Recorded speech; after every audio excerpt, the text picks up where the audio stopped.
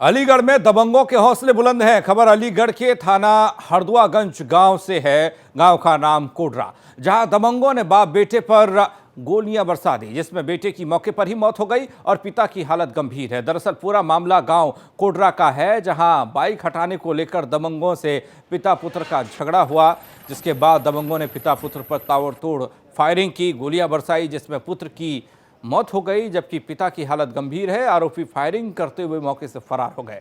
Police ने 3 नामजद सहित कई अज्ञात पर मुकदमा दर्ज किया है।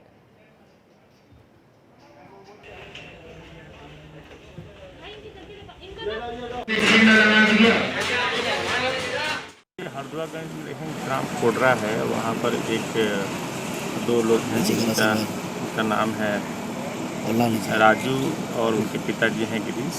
ये लोग सामान वामान लेकर आ रहे थे। एक पीछे से मोटरसाइकिल लेकर आए, उनकी आपस में टक्कर, वहाँ कुछ कहा सुन के वहाँ पर फायरिंग हो गई। फायरिंग में 2 लोगों को गोली लगी है। तुरंत उनको ट्रीटमेंट के लिए जो नज़दीकी हॉस्पिटल है वहाँ पहुँचा दिया गया है। पुलिस मौके पर है। इनसे जो इंजर्ड है, इंजर्ड के परिजन ने तारीख दिया है। तारीख के पर मुकदमा पंजीकृत किया जा रहा है। सिविल सारे का काम रास्ता पर नाम दिया गया है।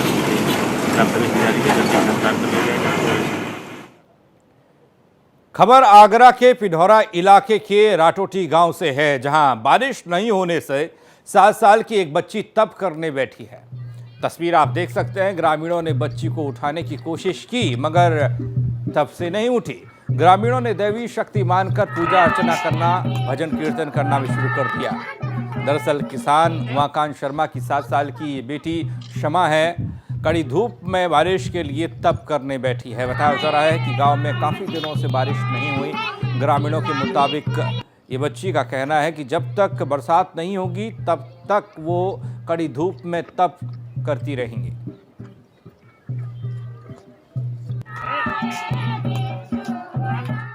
बेटा आपका, आप काहे के लिए तप पे बैठी हुई? बरसात के लिए। बरसात नहीं हो रही है तो आप, किसी ने कहा आपसे यहाँ बैठने के लिए? तो कैसे बैठे हो आप? अपने आप। तुम मत बोले। किसी का सपना आया कि आपको बरसात के लिए बैठना है? नहीं। कि किसी ने ज़बरदस्ती बिठाया आपको? नहीं किसी। अच्छा, तो आप कब तक बैठेंगी? जब तक पानी बरसेगा। अच्छा, साफ पानी बरसाने के लिए बैठी हुई है। काफ़ी उठाने का प्रयास किया इसको, लेकिन वो बच्ची उठने के लिए राजी नहीं। बोले जब बरसात हो जाएगी तभी मैं खड़ी होंगी। कब से बैठी हुई बच्ची? ये सुबह 7 बजे के करीब से बैठी हुई है। आप लोगों ने इसे उठाने का?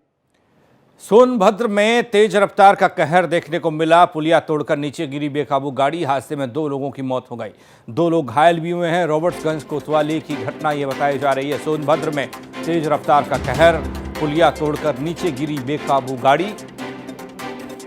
हादसे में 2 लोगों की मौत हुई है, 2 लोग घायल हुए हैं। रॉबर्ट्सगंज कोतवाली इलाके की यह घटना है। तस्वीर आपको दिखा रहे हैं। पुलिया तोड़कर नीचे गिरी बेकाबू गाड़ी। सोनभद्र रॉबर्ट्सगंज से खबर। हादसे में 2 लोगों की मौत, 2 लोग घायल।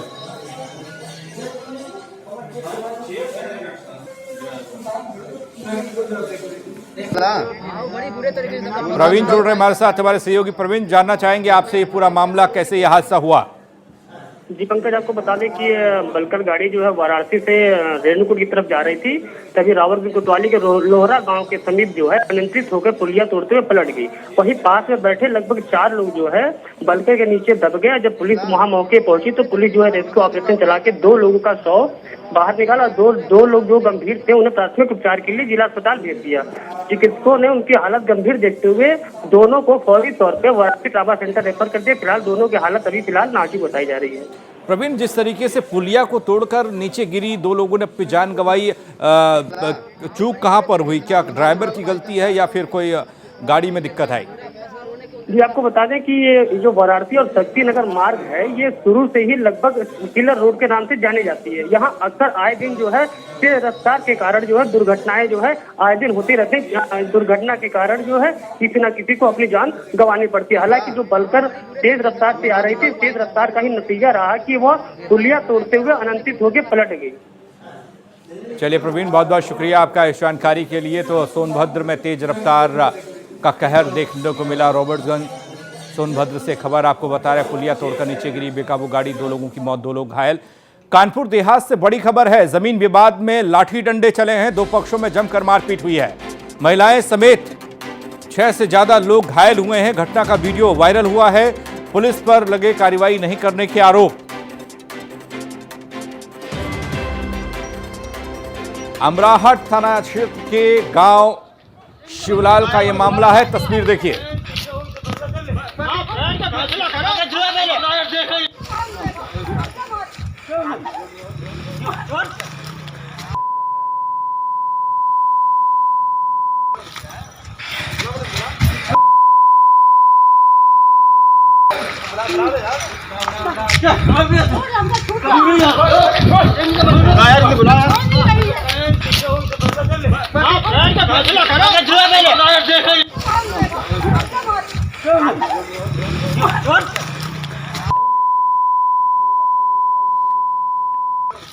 तो महिला समेत 6 से ज्यादा लोग घायल हुए हैं। तस्वीर आप देख सकते हैं, शिवलाल गांव की तस्वीर कानपुर देहात की है। जमीन का विवाद था और इस विवाद में लाठी डंडे चल गए, 2 पक्षों में जमकर हुई है मारपीट। तस्वीरों के जरिए आप देख सकते हैं। रामपुर के कोतवाली स्वार इलाके के सीतारामपुर गांव में एक ग्रामीण की गला रेतकर हत्या कर दी गई। आरोपी वारदात को अंजाम देकर मौके से फरार हो गए। घटना के बाद से पूरे इलाके में सनसनी फैल गई। वहीं मौके पर पहुंची पुलिस ने मामले की तहकीकात शुरू की है। दरअसल कन्हैयालाल अपने बेटे के साथ अपने घर में सो रहा था। अज्ञात हमलावरों ने कन्हैयालाल की धारदार हथियार से गला रेतकर निर्मम हत्या कर दी। शोर शराबा सुनकर मोहल्ले वाले जागे और सूचना पुलिस को दी गई। अब पुलिस इस पूरे मामले की जांच पड़ताल कर रही है।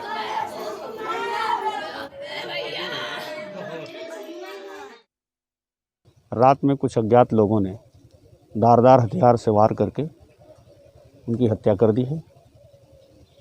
इवन उनके बगल लेटे हुए उनके बेटे को भी भनक नहीं लगी। जब उनकी कराहने की आवाज़ आई तो जागा। फिर उन्होंने कहा कि अम्मा को बुला दो, तो अपनी दादी को बुला के ले आया, लेकिन वो कुछ बता नहीं पाए। उनके भाई दयाराम ने बनाम अज्ञात मुकदमा दिया है। पुलिस ने FIR दर्ज कर ली है। पंचायतनामा पोस्टमार्टम की कार्यवाही हो चुकी है। डेड बॉडी वापस आ रही है। फहीम जुड़ रहे हमारे साथ रामपुर से, हमारे सहयोगी। फहीम, क्या वजह रही? पुलिस की तहकीकात कहां तक पहुंची है?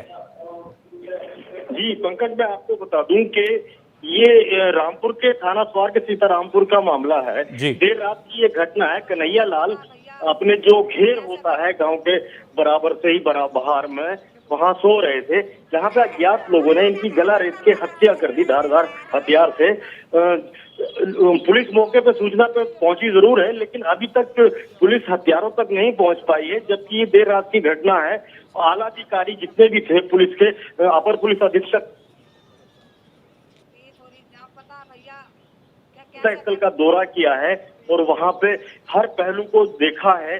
पुलिस हर पहलू पे जांच भी कर रही है, लेकिन अभी तक जो है हत्यारे पुलिस की पकड़ से दूर हैं और घटना को लेके गांव में सनसनी फैली हुई है। दहशत का माहौल है कि अज्ञात लोगों ने किस तरह से। चलिए, पुलिस के हाथ फहीम अभी तक खाली ही हैं। बहुत बहुत शुक्रिया आपका हमारे साथ जुड़ने के लिए, इस जानकारी देने। हाथरस के तहसील सासनी इलाके के बजहारी गांव में उस वक्त हड़कंप मच गया जब 22 साल के युवक ने फांसी लगाकर अपनी जीवन लीला को समाप्त कर दिया। परिजनों को जब इस बात की सूचना मिली तो उनके पैरों तले जमीन खिसक गई। सूचना पर पहुंची पुलिस ने शव को पोस्टमार्टम के लिए भेजा। हालांकि युवक ने खुदकुशी क्यों की, इस बात का अभी पता नहीं चल पाया है।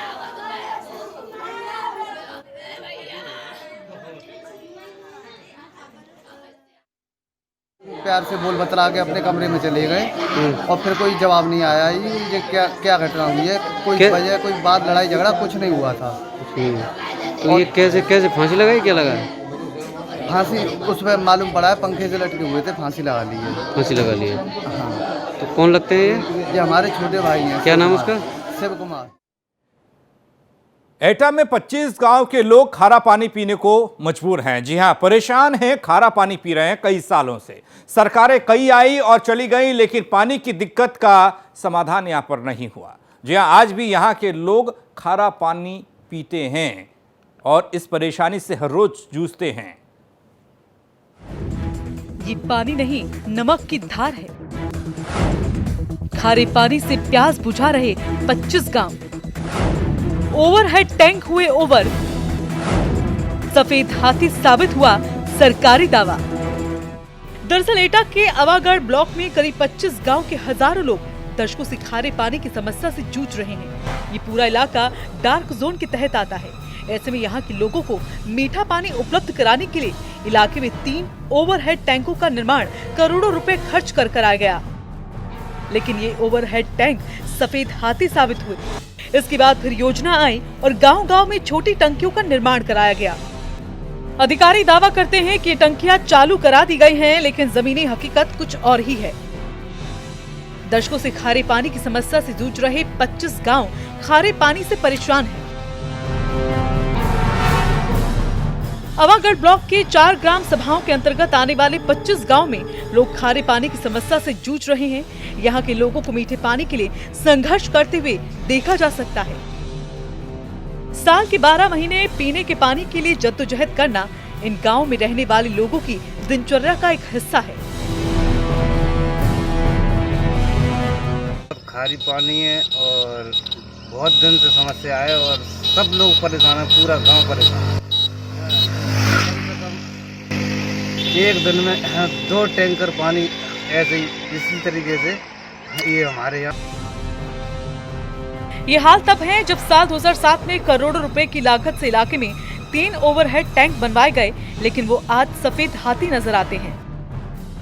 2007 में काफी कोशिशों के बाद क्षेत्र में 3 ओवरहेड टैंक बनाए गए थे, लेकिन बिजली का स्थायी कनेक्शन नहीं होने और बिजली का बिल बकाया होने के कारण कनेक्शन कट गया और लोगों को पानी नहीं मिल पाया। आज भी ओवरहेड टैंक से पानी न मिलने के कारण बिजली का कनेक्शन ही है।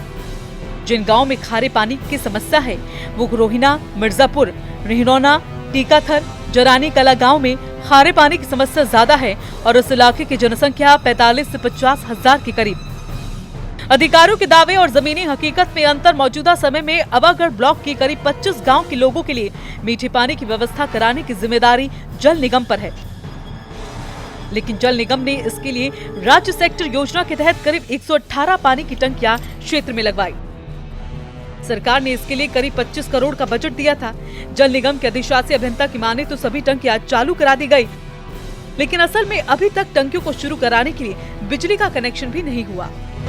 राज्य सेक्टर की योजना के अंतर्गत जो है वर्तमान तक 118